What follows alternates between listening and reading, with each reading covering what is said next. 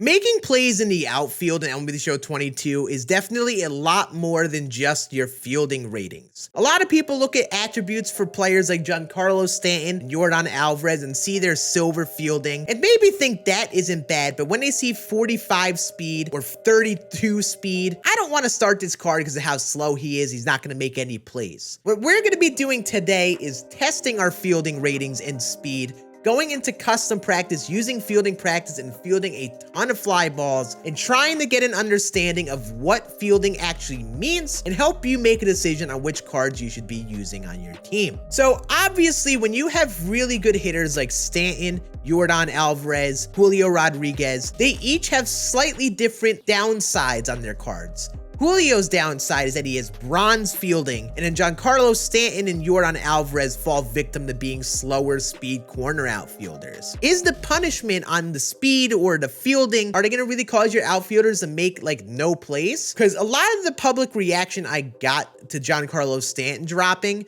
was that a lot of people instantly said no to this card because he has 32 speed on his base attributes. A lot of people didn't start Yordan Alvarez because he has a base 43 speed. But a lot of people are starting Julio Rodriguez with 64 fielding. So I want to test this and see what exactly gets punished in the outfield and what you should be looking for mainly in left field and center field. You would assume right field is the same as left field in deciding in which players you want to use. Obviously, fielding does not tell the whole story because obviously hitting attributes matter. If you're using Stanton, it is because he's a really good hitter. So let's go through the cards we're going to be testing and all the scenarios I'm going to be testing in this video by fielding a bunch of fly balls and trying to get an understanding of how fielding works in this game. Giancarlo Stanton is definitely the card we're testing, 32 speed. Silver fielding. We're also going to test Yordan, see if there's any improvement with using him, because he does have 10 more speed than Stanton.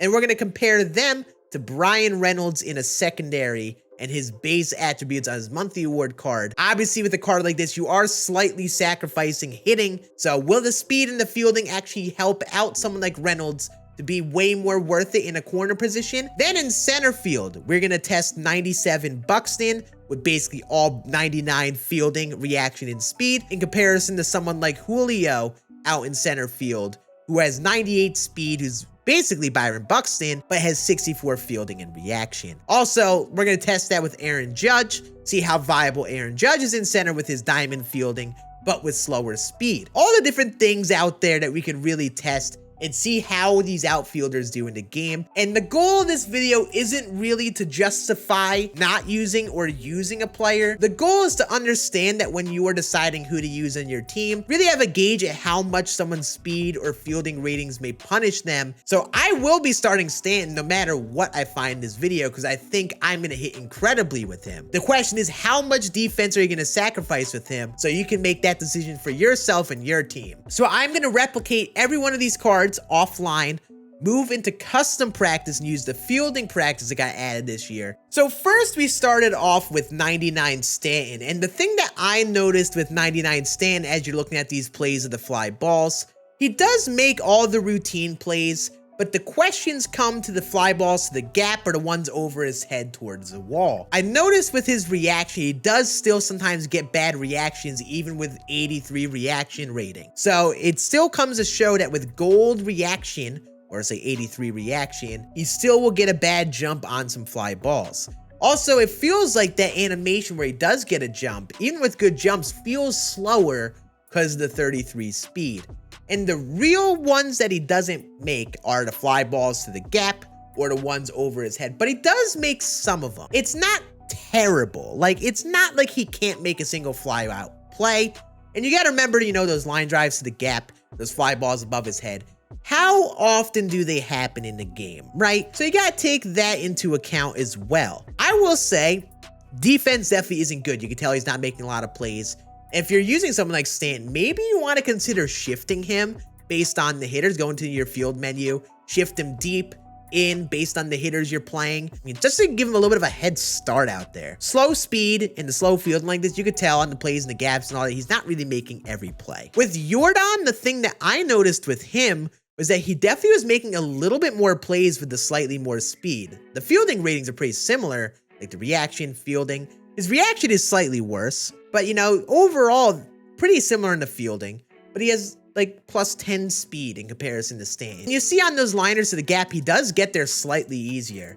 And it seems like with the slight upgrade in speed, there's a little bit of comfort in him getting to those fly balls. He's getting to those fly balls a lot less stressful. He's getting there easily, so he's getting an easy animation.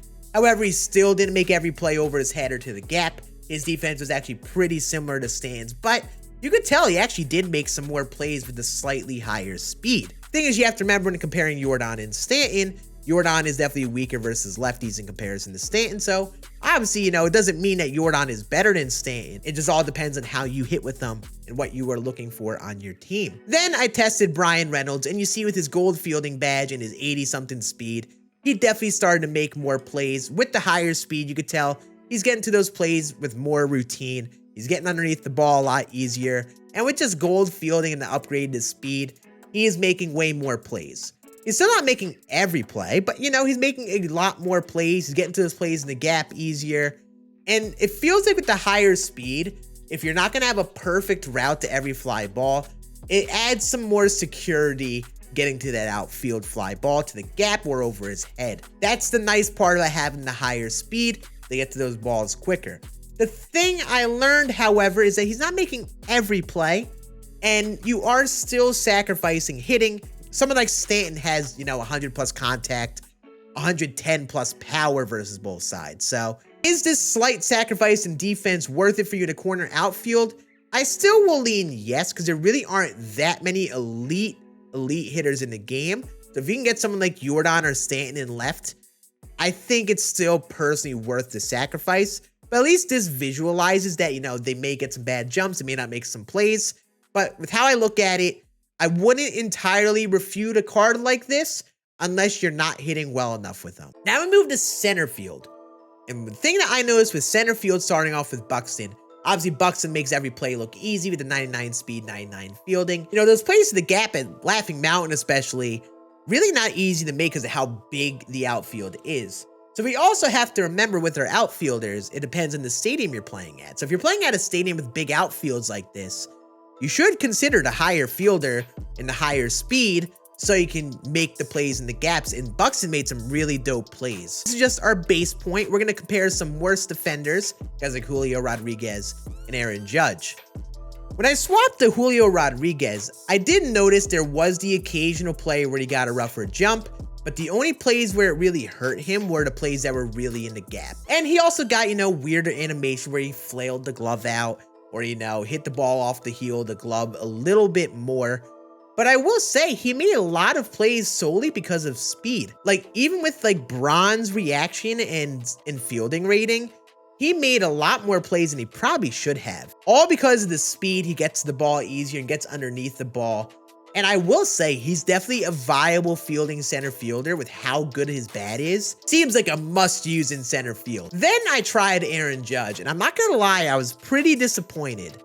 Obviously, I didn't expect Judge to have the biggest range, but you would have expected, you know, with the diamond fielding and the great reaction, having that extra step would help him a bit.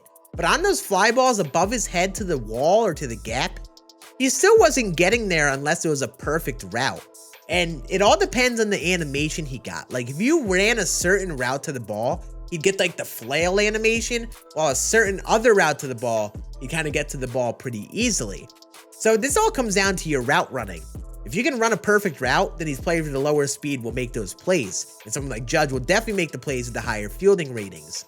But it doesn't tell the whole story, because with 65 speed in center, he's not covering the gaps very well. So Judge definitely could be viable in center field, I would say, if you have other good fielding outfielders with like gold fielding or good speed. Because if you have someone who's like a slow fielder like Stanton in left, you're gonna have a really tough time covering gaps, because Judge isn't really gonna solve that. After doing all of my testing and getting a gauge on fielding, what is the lesson to be learned here? What should you be learning with your outfields on your teams? Make sure you're not only considering fielding, make sure you're also not only considering speed, make sure you're looking into all of these instances and examples where having higher speed helps, having the higher fielding helps, and make a decision based on your own team. I see a lot of people refute someone like Stanton and Yordan because they're fielding, and that might be fine. Having a really good hitter like Stanton and Yordan is definitely worth it, with how good of hitters they are, because I don't think the defense is that much of a sacrifice. Make sure you're constructing your outfield properly based on the fielders you have.